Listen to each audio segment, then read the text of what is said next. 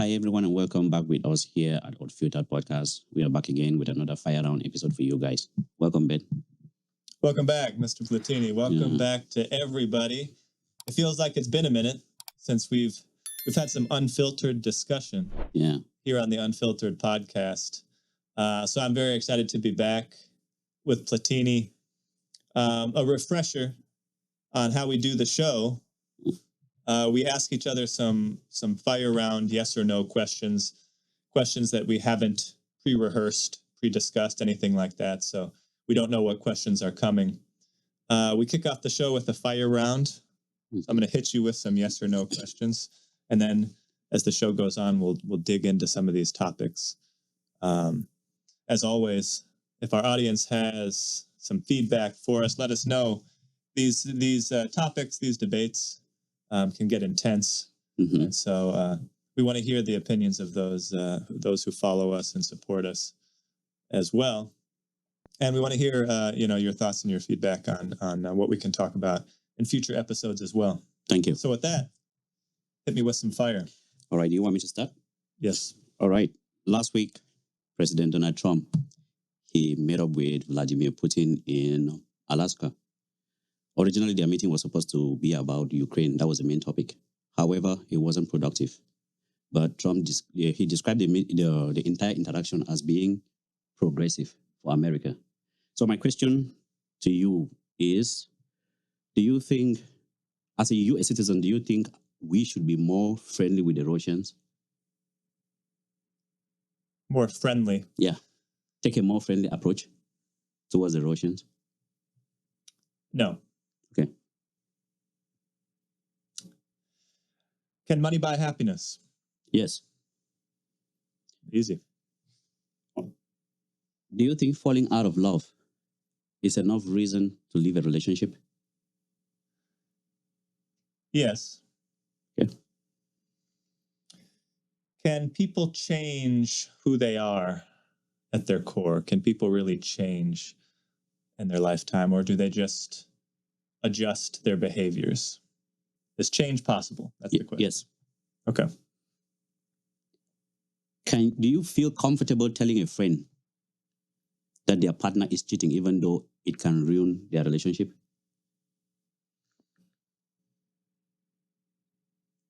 Yes. Okay. Last one for you. Mm-hmm. Is Minneapolis culture too woke? Yes. Yeah. All right. My first question to you was answer for that one. Go ahead. My first question to you was about the meeting Donald Trump had with Vladimir Putin in Alaska. Yeah. If we should have a more friendly approach towards the Russians, and you answered with a no. Why? The Russian approach to international relation is always strategic. Whether we approach them as with open hands or whether we try to be tough, Putin's behavior and his intentions are not really going to shift. We know this. We watched his interaction with Obama for 8 years.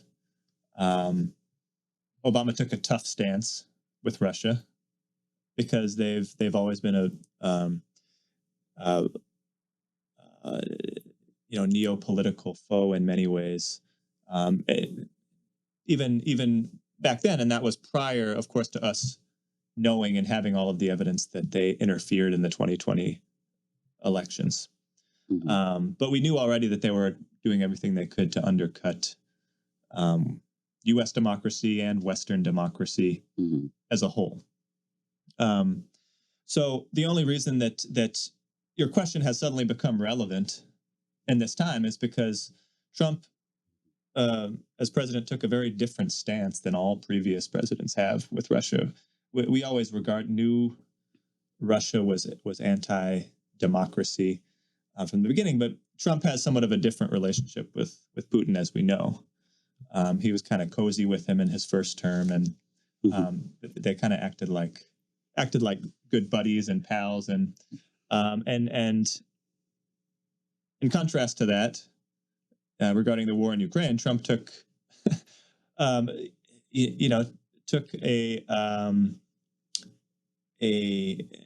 hostile approach with Zelensky on the other side, who was always a friend to the U.S. and to the West. And so it suddenly became the terms of the Russia-U.S. relationship suddenly sort of became unclear where we stood with Russia, because Trump kind of cozied up with Putin, kind of looks fondly on certain, dictatorship style government. So now there's a sudden shift, right? Now we're seeing that I think Trump's finally starting to get fed up with the fact that this war that he claimed he would end on day one is now, 4 or 5 years in progress. Okay. So I don't know that trying to play nice with them makes any difference to answer your question. All right. Okay. We had Biden for 4 years, and that's when the war started with Ukraine. Mm-hmm. We hit Russia with all the sanctions we had. That means we were very tough with them, and still, somehow the Russian economy grew instead of shrinking, and nothing touched the Russian people. They were very comfortable in their country, no matter what we did. And we also know how powerful Russia is. It's not like one of these small countries we can easily push over. No. That's not going to happen with Russia. So what other stance do you think we can have with the Russians, except to find a neutral common ground with them? Yeah, so militarily, you're right. Russia is one of the toughest countries. I mean, they don't come very close to military strength of the U.S., but Russia's kind of up there in terms of other countries. They don't come close, but they're the second world power. In terms of military. Military, yeah. Sure. But to your other point, the sanctions were affecting Russia. And so the issue is, as you said, right, Biden slapped on these sanctions. Mm-hmm. But we sanctions, those type of things take time. You're right. To slowly bleed it out. And Biden was only in office for 4 years. Mm-hmm. Trump took back over. So we don't have the issue that we often run into in U.S. democracy is we don't have the consistency across administrations. Mm-hmm. And so the sanctions were taking effect on Russia, and it was impacting them. It would have started to strain them. They're still in place. Yeah. Yeah, so I mean, so you think it's still an experiment that we're still about to see how it will affect the Russians? And potentially we need more sanctions, as has been somewhat discussed as well. Mm-hmm. That we need to keep putting the pressure on Russia, because if you just take a step back and look at what we've known all along about this conflict, it was created by Russia. Mm-hmm. They invaded another sovereign country. Mm-hmm. Everything was initiated by Putin and the Russians, and now we're all sort of, it's been going on so long and there's been so much suffering from it that we're all just sort of like, okay, how can we come to the table and make an agreement? But the reality is, Russia needs to be stopped. That's been sort of the position of the West all along, is you can't just invade another country and then not suffer consequences for it. Okay. And so it's an unfortunate situation now that what Russia wants to get out of it is claiming a huge piece of land from Ukraine, and then saying, okay, fine, we can end the war now because we just took a piece of your country. All right, I have a follow-up question for you, because you said that Russia started this war. A lot of people argue, even a lot of Americans and a lot of Europeans argue that this war was provoked. Why do they say that? That's Russia's argument. No, but after the interview between what is his name again, Tucker Carlson, when he went to Russia, sat down with Putin in Moscow, and they had a conversation about this war. Putin wrote out a lot of plans they all had together with NATO, that NATO was never going to bring Ukraine into the NATO alliance, and they violated that, which pushed Putin now to start this war. So a lot of people are asking this simple question, that if we think that the Russians started this war as Americans, will we be comfortable with the Russians aligning military-wise with countries that are troublingly close to us, like Cuba? we should never be comfortable with Russia in any in any aspect. That we've known all along that they're trying to undercut us. All right. That's always been Russia's interest. So how do we expect Russia to be comfortable with us being at their doorsteps when we are not comfortable with them being at our doorsteps? They won't be. Russia won't be comfortable either. That's why they're invading Ukraine, same as we did to Cuba. Remember the Cuban Missile Crisis? That was all that it was. The Russians were trying to establish their military alliance with Cuba, which would have brought their machines close to our doorsteps. We did not want that. And that's why we had the Cuban Missile fallout, right? Yeah. So I mean, yeah. So Russia. So how do we turn around now and expect Russia to let us bring NATO to his doorsteps? No, that's my entire point. Yeah. This isn't about coming to an agreement with Russia. It's not going to happen. There's not ever going to be that cooperation. All right. We have completely separate ideologies. Okay. And so there's no middle ground here. No. I mean, you bring up examples that show how far back it all goes.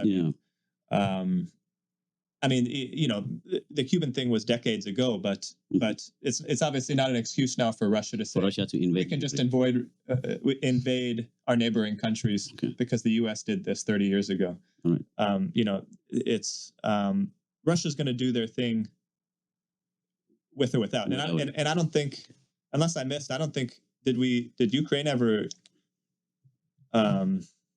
were they ever added to the? No, they wanted to join the NATO alliance. They're not in yet. That's why Russia invaded Ukraine. That's the reason why. Yeah. But yeah, they haven't been. Yeah, Russia said it wasn't going to happen. Biden was spearheading this idea of Ukraine becoming part of NATO. Then Russia was like, no, you guys cannot come to my border like that. Yeah, but under Biden's government, they also said it wasn't time for Ukraine to join NATO. Yeah, NATO. But they were deliberating it though. So the Russians started moving their war army. Their war machine, towards the Ukrainian border when they were negotiating this in Western Europe. Yeah. Yeah. Then they started invading Ukraine. That was the whole reason that Russia went into Ukraine. Yeah, but mind your business, Russia. I mean, but that's the problem, though. Anyways, I have another follow-up question for you, right? America has been considered widely, historically, as the world police, and the only reason that has been in place is because all other countries regard us as the morally upright government of the world. But recently we asked the Russians not to invade Ukraine, that those are crimes against human rights, that they are committing war crimes. But at the same time, we are supporting Israel taking over Palestine. So how do we maintain our position as the moral country of the world if we are clearly contradicting our own values as Americans? Yeah, I don't disagree that the Israel conflict in Gaza makes us, along with all of the West, look bad. And different governments have taken different positions on it. And to be fair, there are plenty of members within the U.S. government who don't align with supporting Israel.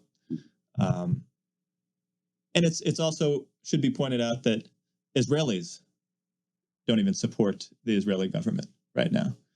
So to give some context on that, there were mass protests going on throughout Israel against Israel's current Prime Minister, Benjamin Netanyahu, who, I mean, in many ways, is trying to maintain office because he's indicted on various crimes. And so he's a controversial figure in the first place. So obviously where this support for Israel comes from, as certain members of Congress have said, it's all about the money.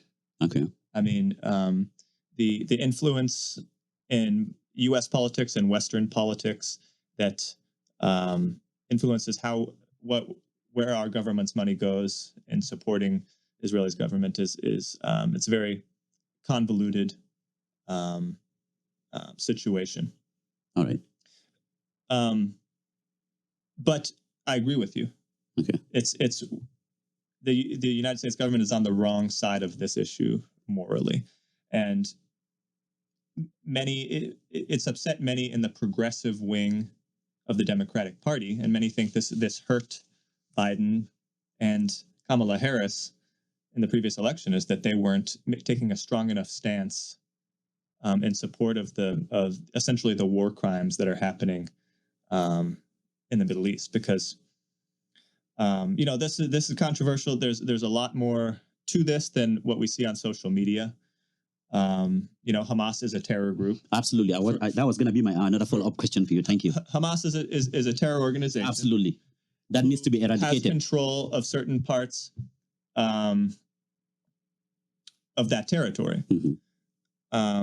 But the flaw in this argument that we need to eliminate Hamas is that the innocent people living throughout that area did not necessarily choose Hamas, and that's a misconception that a lot of people have, is that these are all supporters of Hamas. They're not. These are just innocent people that gets caught up in it. That are caught up in just like the people in Israel who didn't vote for Benjamin Netanyahu and that extreme right-wing government. These are not people who have a political stance. These are just innocent civilians, and tens of thousands, if not hundreds of thousands, have now died at the hands of the IDF, Israelis, Israel's military. And so, if Hamas, by that standard, if Hamas is a terrorist organization, then so is the Israeli government at this point, because we've seen them attack hospitals, we've seen them shooting children in the street. All of this stuff has been seen and documented. And if those aren't terrorist actions, then I don't know what is. Yes, I mean, there was a terrorist event that took place that triggered this. Many would even say that was the fault of Benjamin Netanyahu for allowing Hamas to continue thriving, because that's why he's trying to remove them now. Well, Benjamin Netanyahu, just like other dictator style or very right-wing type leaders, populist type leaders, they need a bad guy, right? That's what they thrive on, is acting tough against this bad guy. And so the bad guy that Benjamin Netanyahu needed was Hamas. Mm-hmm. If he can't pretend like he's going after Hamas, then he doesn't seem like such a tough guy, right? And so he benefits from that.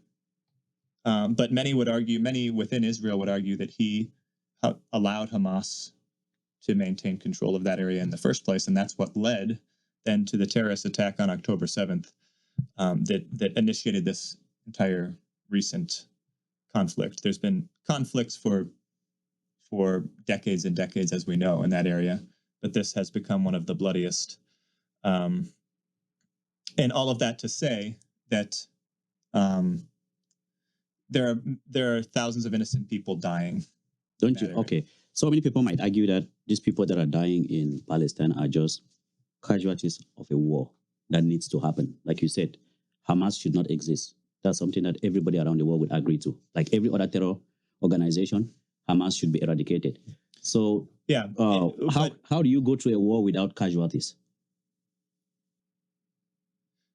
Well, sometimes you can. Okay. Sometimes you can't, but that's why we have something called the Geneva Convention, right? Okay. Which is, there are international laws that even in times of war we abide by, right? And that means not killing innocent children. You can't starve them. You can't. That means not cutting off access to food and water. Mm-hmm. That means not attacking journalists, which we've seen repeatedly. Absolutely. The IDF has done. And it's also about, in many ways, maintaining the actions of your own populations, because beyond what the IDF has been doing on the Israeli side, there's also groups of Israeli settlers who are acting independently, going out and just slaughtering Palestinian people for the fun of it. Yeah, just out of pure evil and hatred. Wow. And they're not acting on the part of the Israeli government. Those are independent people, but it's the responsibility of those in power in that area to be preventing that kind of stuff from going on. And so, Yeah. To your point, you could argue, right? The U.S. Has absolutely been on the forefront of conflicts like that, where innocent civilians have died as well. But as I mentioned, we have the Geneva Convention in place so that we can identify what these types of war crimes are. So it becomes a huge problem when we start going against the Geneva Convention rules that are in place to prevent this. Okay. Yeah, destroying hospitals, attacking the media, journalists, starving people, all of these things that are causing mass death and destruction among those populations. All right, thank you so much, Ben. And just to point out, recently, when I go to the right-wing media, a lot of people in the right-wing media are actually turning against Israel's stand in this war. I'm seeing Candace Owens, I've seen Tucker Carlson. There's a lot of them now that are beginning, even P.S. Morgan, a lot of them are beginning to be like, maybe we should not be killing thousands and thousands of babies every day.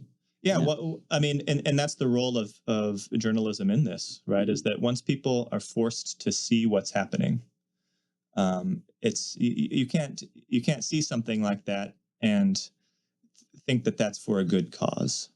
And so, backing up a little bit, right? The Republican Party and the right and the conservatives have long been very, very staunch pro-Israel. Absolutely. More so than the Democratic Party. The Democrat Party also pro-Israel for the most part, but not to the extreme that you see on the right, and that certainly Trump came in with a very pro-Israel. But you've even heard Trump now in recent weeks start to say we need to stop the killing. Yeah, it's gone too far. Yeah, I mean, once faced with how gruesome the situation is there, it's just blatantly obvious, right, that this is out of hand, and that Israel has been given too much power, too much control in the situation, and if they're going to use that to just literally try to erase a people, there has to be a stop to it. All right. Thank you so much, Ben. Thank you. I'm going to jump right into the last question that I asked you, because I want to make sure we get to this question. And I believe it was, is our beloved city of Minneapolis too woke? Yeah, it is a little bit too woke for me. Okay. Maybe it's because I'm from a very conservative and cultural background. Yeah. And I've not lived in any other city since I moved to America. I've only been in Minneapolis. But for me, it is a little bit too woke, like we will call it in the streets. This city is too fruity for me. Fruity? Yeah, it's too fruity for me. Yeah, I was watching my right-wing news, of course, and I was seeing how most of the independent journalists that handle and promote our ideas in the right wing, how they were getting super angry at the fact that the Minnesota Vikings has a male cheerleader. Oh, the guy was dancing, moving his waist. Yeah. Off topic, but I went to their game on Saturday. Oh, you did? And noticed that there was a guy out there dancing with. I think it was the game that a lot of people took videos of the guy dancing, and then they were doing reaction videos on it. I looked up at the big screen and I was like, oh, the guy was busy. Got a dude out there. Yeah. Oh, well, he was a good dancer. Got to give him credit. I don't know. I saw this video of this guy on Instagram. The guy was like, every guy in Minnesota is gay. And I went to the comment section. I was like, my guy, calm down. I live in Minnesota. I am not. So we live in Minnesota. So yeah. I like how you said that using the voice of that. You are gay. You are gay. He said that. I was like, no, my guy, calm down. So, but yeah, back to your question. Is Minnesota a woke state? Of course, man. What's your definition of woke, first of all? Because it's become an overused term a little bit. How can I say? Far progressive state. That's what I define by work. That's why I define by work. Far progressive. Minnesota is too progressive for its own good. That means it is a sanctuary for every liberal idea in America. That's what Minnesota is. Yeah, the farthest liberal ideas in America, that's what Minnesota is. If you want to see people that are pro Gay is Minnesota. Pro-choice is Minnesota. So what of those progressive values do you think are too extreme in Minnesota? I think it is more, it's not about the values, it's more about how we approach them and how we support them in Minnesota. It was very surprising to me that I was looking at the figures. I can't really, right off of my head right now, I can't really tell you the exact numbers of how many illegal immigrants were here in Minnesota that we're getting free education, free healthcare of our tax dollars that we are working so hard to pay in. I was like, wait a minute. I don't get, sometimes I'm really sick, but I'm scared to go to the hospital because even though I have good healthcare insurance, a fat bill is still going to follow me back home. But these people are here illegally. They didn't come into the right channel, even as an immigrant. It's troubling for me. Then I'm having to pay them to go to the hospital, get all these complicated procedures for free. So yeah, those are the ideas that make me think Minnesota is a little bit too woke. So wait. So who's here illegally that's getting free healthcare? The numbers are incredible. If I just did not, I don't have it here with me right now because I didn't know this question was going to come up. So yeah, I can only present them to you in our next episode if you will let me bring them to you. But yeah, I asked because I don't know anybody who's getting free healthcare. Me personally, I don't know. There's no. I mean, there are politicians who are pushing for that. Oh yeah, right? I know one. Sorry, I know one person personally. Public healthcare option, which would change everything in this country because, to your point, healthcare coverage is terrible. Yeah. In the richest country in the world, we're one of the few. If you compare, other countries around the world, Europe or Canada, that don't offer free healthcare. We're the only ones who actually don't have that, right? Actually, our governor, Tim Walz, was actually in front of Congress answering to this statement I just made here. Mm-hmm. Yeah, it is a wide thing that he even had to go in front of Congress for that. Yeah, they were asking him why he was giving free healthcare, free education to migrants that were not properly documented here. Why his own citizens had to pay for it. He was actually in front of Congress. By free healthcare, I assume you mean then there was a program that would allow you that is still seeking asylum in the process of that to get free healthcare. If you're sick, you can go to the hospital and practically get checked and treated for free. Yeah, so that would be under MA. Yeah, I wouldn't know what it was under, but because like I said, I don't medical have assistance program the data here. But he actually went in front of Congress for that. Yeah, yeah. They asked him a bunch of questions about it, and also the fact that he's telling the law enforcement in Minnesota to not collaborate with ICE. So he actually had to answer for that too. Yeah, those that's what was trending. Yeah. Yeah. To go on a completely different tangent, because you just brought up ICE. How do you feel about our new ICE system? So, of course, this has been going viral all over, right? That they're hiring basically just people off the street to be ICE agents, and offering these high salaries for people just to run around and pull people off the streets, seemingly, and so there. What is it? I think 6-figure salary, to join ICE, and then even higher if you become like a supervisor of one of these detention facilities, right? And so at the root of that, some people may or may not be aware that there was a something like 50-60 million investment in Trump's newest tax bill, tax plan, in building out these detention facilities to house all these people that they're rounding up, pulling them off the streets. And I'll add one more piece of it. The people getting all of the money for this are private prison industries. So there's 2 companies like Core Civic, I forget the other one, that are for-profit private prisons. And of course, they're the ones benefiting from this new major investment in building out all these concentration camps. Okay. Concentration camp style facilities to house people in. Somewhere in there's a question. What are your thoughts on that? Would you work for ICE? Let me put it that way. If they paid you 6 figures, Would you put one of those masks on and I don't need a mask. I don't have to hide my face. For that, really? You'll be the first. One way or the other. ICE agent that I don't care. Your face. I don't care. One way or the other, I'm gonna get to the back. So let's get that out of the way. All right. Yeah, one way or the other, I'm gonna get to the back. Well. Yeah. And I don't have to hide my face. Recruit for you. Yeah, absolutely. One way or the other, I'm gonna get that money. However, maybe I'm gonna cry while getting it, but I need that money. So, but yeah, to answer your question, right? I don't think picking people right off the street that doesn't have the proper training to work with ICE should be the right way course of action. If we are gonna offer them some training, right, to make them qualified, then it's okay.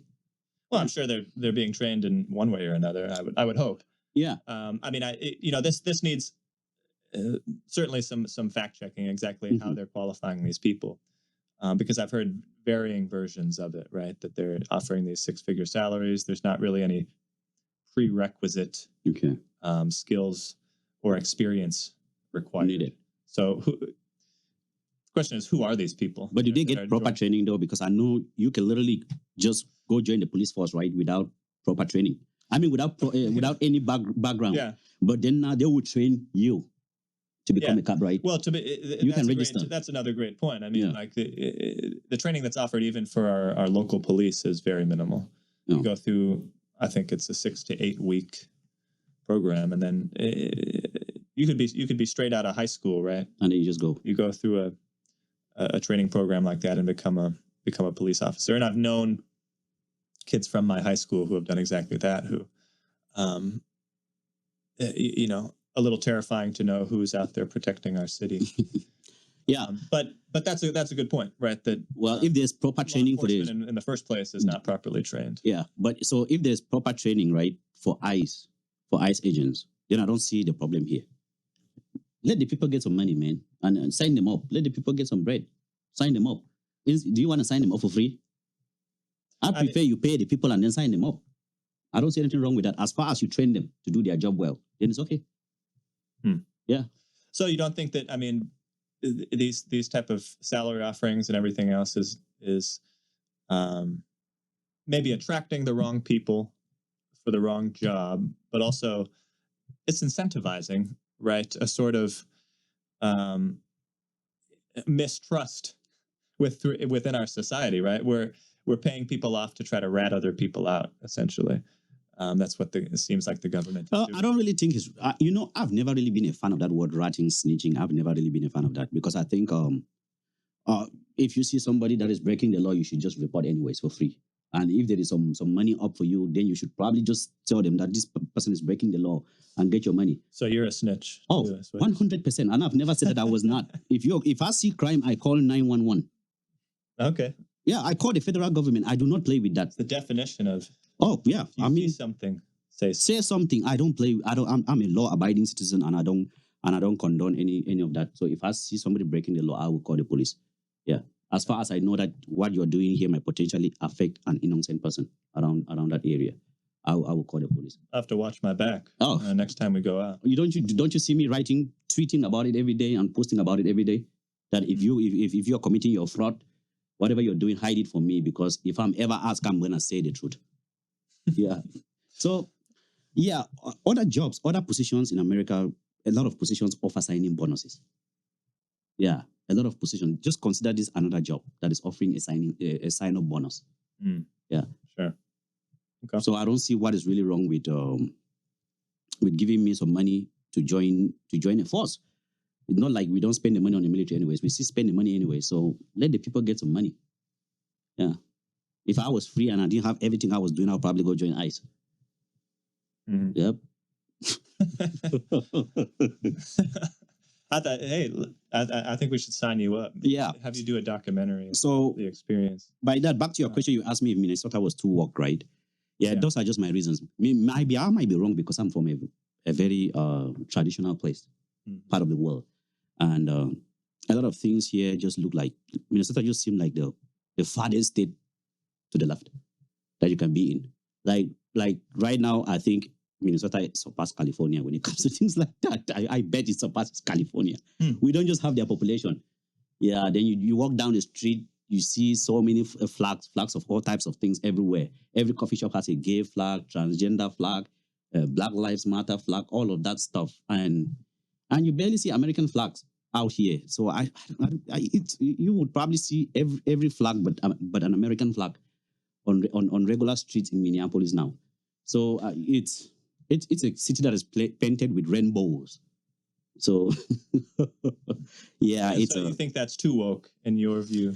Yeah, I think anybody should be what they want to be who you want to be, but I don't think every second of the day I need to see it. Why or how is it any of my business? Keep it to yourself. I don't care what you want to do with your body, who you want to sleep with, what your values are. I don't really care. But why do I have to see it every 10 blocks, every three blocks that I walk?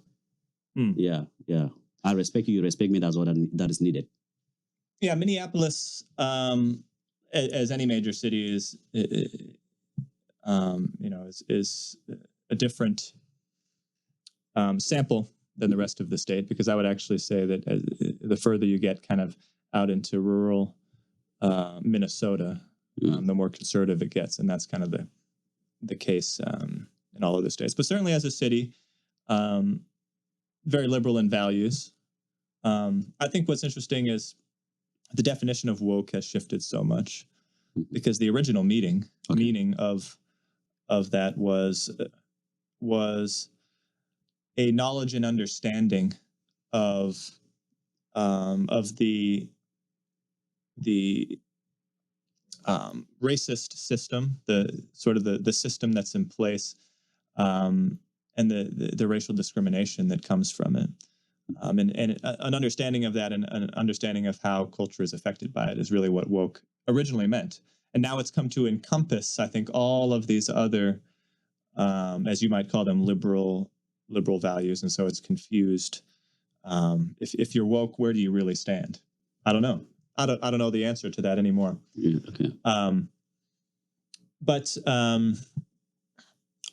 certainly, I mean, it's the only thing I'll say about it is, here in Minneapolis, we have one of the most stable and healthy functioning economies as compared to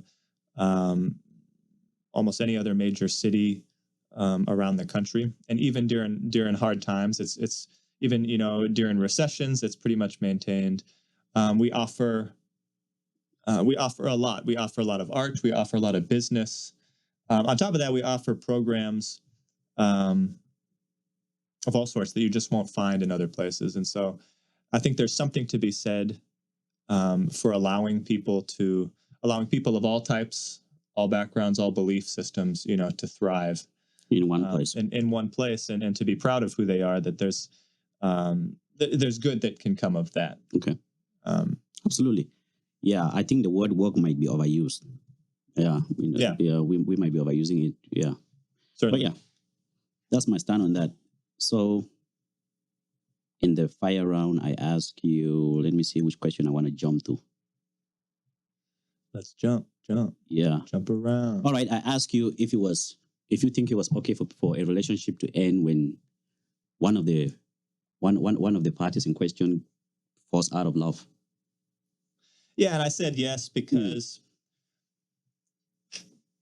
if you I guess if you fall out of love, I question whether you were truly in love to begin with.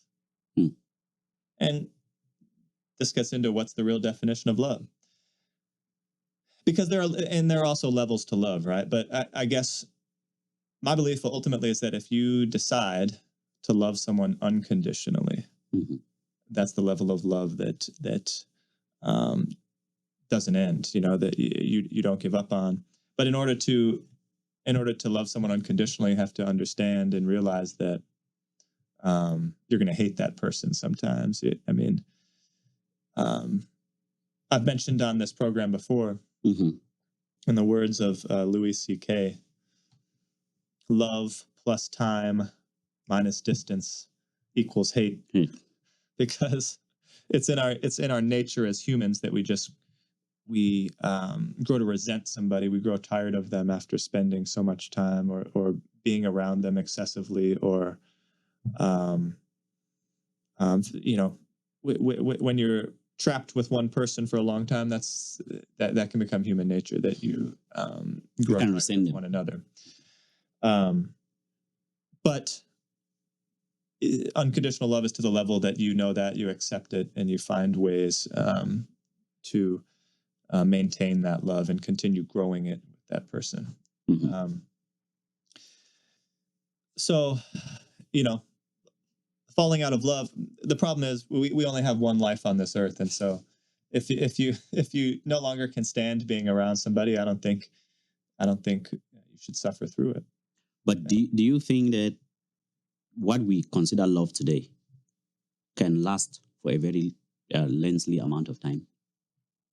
Can last for a lifetime? Mm-hmm. I think it can. I don't think so. I think what we define as love today is mostly butterflies, right? Yeah, how you feel when you're first attracted to that person, which I think it's very unrealistic to think that in 30 years' time you're still gonna feel that way. There are gonna be sometimes you can't stand the person you're with, of course. Yeah. So at that point, do you think you should end the relationship and leave, or you should figure out ways to make it work? I think, it's a totally situational dependency, because if you have a deep enough connection with somebody that that your partnership is strong enough that you actually can fall in and out of love, but that doesn't have to end the partnership. Okay. And that's honestly the type of partnership that I strive for, to where, the person that, if I get into a lifetime commitment, that's a person who we're partners through the good and the bad. That will make it work. We're ride or die, which means, like, no matter what kind of stuff happens on the side, infidelity, we fall out of love for periods, whatever it may be, that doesn't break the partnership. You can still work on sparking the feelings again. So you don't think we should just cut it off then? But it's also like almost think of it as like a business partnership. Yeah. It's like we're in this together. Mm-hmm. And we're doing this life thing together, even though we're not always going to be in love. Yeah, that's my point. It's like, you see, that's why I always say, Ben, that love is not enough. How you feel is not enough to get into a committed relationship with someone. Because I don't believe that falling out of love should be the end point of a relationship. I think you should find other common grounds. So much that if the emotions can go away temporarily, you can still be able to function with that person. What do I mean by this? I think we should look towards other things, like maybe not only attraction, and look into things like cultural values, financial, where you stand financially, religious values, things like political values, all these other things that typically unite two souls together. Yeah, because a lot of people unite over politics, some over business, and all of this. Sure. I think if you can align all of this with one person, I know that this is my perfect person, not only emotional wise or attraction wise, more of with everything that life has to offer. Then when you do feel like the emotions are not there, it's easier to just call the person on the table and talk to them like, you know what, I'm not feeling that attraction towards you anymore. And I think we might need to work on that. Go out on more dates, go do more fun things, travel more, so that we can spark back that initial attraction we had for each other. Sure. But I think if the only thing holding a couple together is that attraction, when it's gone, all you're going to see is a pile of nonsense occupying your space in your home. And you know what? You don't going to want to be with them. But if you already admire this person in other domains of life, you will figure out a way to make it work. So I have a different take on that. Okay. Because I think that if you meet someone who is just aligned with you on every single thing, it's going to be a little too boring, right? Really? Right? If you already agree on everything, what are you gonna, there's no challenge. What are you going to talk about? That's what I'm saying. I feel actually, like that's a smart take. I feel like what sparks a relationship and kind of brings the fire into it is having things to. You have to be able to learn from each other, maybe change each other's mind. Maybe one partner is very talented on one thing, you're talented on another. You have to have differences that kind of help you fit together, but then also that put that spark under the relationship and make it exciting. That definitely makes it exciting. make it exciting. With you know, there has to be a little bit of friction. Friction drives everything, including the female orgasm. So, but hey, you gotta man, have friction. But I just think that high, right? That high that comes with challenging each other, it doesn't last. That's the point I'm trying to make. It doesn't really last. You can't keep going like that for 60 years. It's very hard to maintain, I would agree. Yeah. Because it starts to feel like the mystery runs out at some point. You know, I think the problem is once you feel like you have someone totally figured out, then you start to lose interest. Because the only thing that's interesting about getting to know other humans is that you don't know everything about them. Mm-hmm. And so you can keep learning things. You can keep, especially, you know, there are different phases to it, right? You start dating, getting to know each other a little bit. Maybe years later, you move in together. Then you see another side of this person. You're still learning about them. Mm-hmm. Yeah, you start to see different sides of people. When it gets to the point that you've seen everything, mm-hmm. I feel like that's when here's the thing, though, where love goes to die. Okay, I have this question Mystery for you, right? is important to the relationship. I have this question for you, right? Don't you think mystery only makes sense when there's attraction? Why do I say this? There are things that I could tell someone, maybe a lady, and they will consider it to be mysterious, or maybe something they have to figure out, or maybe I'm just, you know, I don't even know how to put it. Maybe attractive, because they already find that initial attraction for me. But I would say that to another lady, and they will find it extremely disrespectful because they don't find me attractive. What do I mean by this? There's this popular saying that disrespect towards a woman, it's only coming from a guy that she doesn't feel any attraction towards. Mm-hmm. If she feels attraction towards you, there's no disrespect. Yeah. Okay. So if you are in a situation with a lady that is extremely attracted to you, you challenge each other, you bring your crazy ideas, she accepts it because she's attracted to you. What then happens when she falls out of that attraction? All of that now will become a threat to her life, a threat to her peace. She will hate you for doing the same thing that she used to love. Totally. Yeah. No, totally. I mean, that goes both ways. That goes both ways. That goes back to your original point that mm-hmm. that physical attraction cannot be the only thing fueling the relationship. Yeah. Because that's going to go away. And then, yeah, if you if you dislike certain other aspects of that person's personality, it's going to lead to a whole lot of conflict. Mm-hmm. So absolutely. I mean, it's a funny scenario because, like, right. For an example is like sexual harassment in the workplace, right? Thank you. It's only sexual harassment if it's somebody that you don't... From an ugly guy. Yeah, that you don't want to hit on you. That's what I'm trying to say. So it's like you ask a woman, well, do you want to be hit on at work? And she'll be, well... it depends. Yeah, I want to be hit on by the guys that I want to hit on me. There you go. That's why I always say women don't hate nice guys. They just hate the niceness from a guy they're not attracted to. Yeah. Yeah, if they're not attracted to you, don't be nice. But if they're attracted to you, you can be as nice as, and they will be like, oh, yeah. It melts their heart. But otherwise, you're a nuisance to society. Yeah, you're harassing them. Okay, now we have this common ground. We know now that most of these people are making their relationship decisions based on the attractiveness that will not last. Don't you think maybe we should flip it, making it based on other things that will last, like your financial status? Don't go inherit somebody's debt because you're attracted to them. Yeah. Don't go be with someone that you cannot stand the way they think completely because you're attracted to them. Mm-hmm. It's not going to last because the attraction will go away. The only thing that's going to be left there is everything else that you don't like. Sure. No, I think you have to really try to take into account the full picture of what you're getting into. And so, yes, that absolutely does mean looking beyond the physical, looking at, is this person ambitious? Is this person intelligent? That's a huge one for me because I just know that over the years I've dated, dated plenty of beautiful and sweet, genuine people. But if the intellect wasn't there, mm-hmm. it just couldn't keep the spark going over time, And so you have to know what it is you're looking for. And certainly, I mean, women aren't, it's maybe more so on the female side, not at all shy about saying, yeah, finances has a lot to do with it has well. Definitely a big factor. Yeah. And yeah, that's all very dependent on what kind of life you want to lead, and definitely what you're looking for in a partner. But you have to look at the full scope of that person, and understand who they are.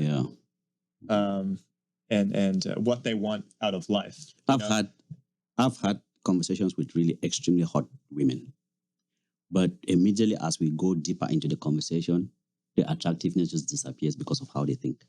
They just say some really off things, and the thing is normal, some weird things.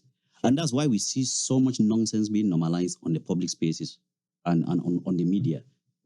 Because most people can't have a simple conversation like we do. And definitely, I know, like, when it comes to down to a personal level, out of here, we have our best podcast. It's not even on here. When we are hanging out, when we're doing things, the conversations we have, if there were cameras there, it would be a better podcast than this. So imagine being on that level, that everywhere you sit with your friends, you guys are having intense conversation about social issues, political issues, and all these great things that are driving our society forward. Sure. Then now you go and you get into a relationship with a girl that you can't talk to. It's impossible to talk to. All they think about is clubs. All they think about is a trip. All they think about is that. And it's like, oh, wow. This is very limited. We can't do this for 10 years. Maybe 3 months, 4 months, because I'm attracted to you, but 10 years, no. I mean, and maybe for some men, it works. I mean, maybe, for some men, maybe that's it, that they're just looking basically for a trophy, right? Because that's what to your point, that's what you see a lot of now, is women who just want to be trophies, I feel like. Meaning, I don't know, there's all these terms that maybe I don't understand them. I'm a little old fashioned, but all these things about living a soft life, or like, being taken care of, and those kind of things. And I don't understand are you looking for love, or are you just looking? No, they just want someone that can give them what they call the body lifestyle. I remember I made a post on Snapchat that I don't do bodies. I stay away from body. And a lot of girls were replying to it, laughing. And I was like, you see, bodies, me and bodies, we don't mix, because it's typically a girl that don't want to do anything. All they think is they are beautiful enough. That's all they can bring to you, is how they look. And they're forgetting that is going to fade away in like 10 years anyways. So what are you talking about? Well, there's that. There's that. And beyond that, I would say it's not even just a financial thing, right? It's about, can you actually be friends with this person? No, they're terrible. Trust me. I've been around extremely beautiful Because friendship women. is what drives a real relationship. They can't carry a conversation. They don't even know communication. Like, you talk, you listen, you reason, then you talk again, you listen, you reason what was said to you, you process it. They can't communicate like that. All they think is because they're beautiful. It's easy for them when they make a video or take a picture, they post it, 1,000, 3,000, 15,000 likes. There are a lot of men that just stay on the media liking their stuff, giving them all this attention. So it gets into their mind and just inflate their egos. And they think that all they can do is just look good. And then the rest is up to you. It's not realistic in this world, man. It's terrible. It's terrible. Beauty's only skin deep. It's only skin deep. And after maybe a couple of nights with you a week, I'm getting bored for sure. Right. Then what else is going to carry out our short relationship? And that's why bodies, they typically move from one guy to the next. Before you know it, they have 100 body counts, 200 body counts. It's because no guy finds anything beyond their body. Or with their tight gym shorts, whatever it is they're doing. You get what I'm trying to say. It's terrible. Moral of the story, I mean, it's not enough to maintain. Attraction is not enough. A relationship. The physical is always going to fade. Really at the core of successful relationship is typically two people who are good friends, and at the end of the day could just sit there and have a conversation. For hours. I want to be in a party and I turn around, something stupid happens, I turn around and I look at my partner and we just start laughing from across the hall. She's like all the way down there and I'm all the way up here. We just understand why we're laughing. Or for those of us who are introverts, maybe. It's also the ability just to sit, not necessarily have to have a conversation, but be in each other's presence enjoy it. And be comfortable. A cup of coffee, read a book together, and discuss the book. Right. That's my perfect life right there. Enjoy a campfire with my partner, enjoy a cup of coffee and discuss it. That's all I dream about right there. All right. Yeah. There you go, ladies and gentlemen. You've heard what Mr. Platini is looking for out there. If you know anybody, send them our way. They can be a guest. Oh, no. And I'll marry them on the podcast. Don't. I think that's a beautiful place to end. I'm engaged. Today's Unfiltered. He's not engaged. To end today's Unfiltered podcast. Great episode. I enjoyed conversations with my friend Platini. Thank you. Yeah. Stay tuned. We'll be back with some more new guests. If you haven't seen some of the great guests that we've had so far, make sure to look back at some of our episodes over the past couple of months. We've had some really incredible, informative and inspiring guests on the show. So more to come. Thank you all for tuning in. Thank you so much.